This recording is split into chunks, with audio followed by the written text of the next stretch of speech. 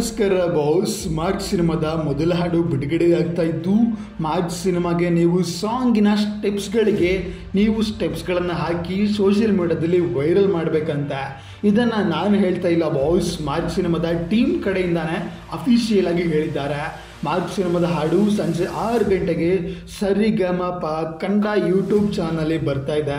ನೀವು ಇನ್ನೂ ಚಾನಲ್ನ ವಿಡಿಯೋ ನೋಡಿಲ್ಲ ಅಂದರೆ ನಮ್ಮ ಚಾನಲ್ಗೆ ಸಬ್ಸ್ಕ್ರೈಬ್ ಮಾಡಿ ಇಟ್ಕೊಳ್ಳಿ. ನಾವು ಬಂದ ತಕ್ಷಣ ಪೋಸ್ಟ್ ಮಾಡ್ತೇವೆ. ಡೈರೆಕ್ಟಾಗಿ ವಿಡಿಯೋನ ಲೈವಲ್ಲೇ ನೋಡಿ.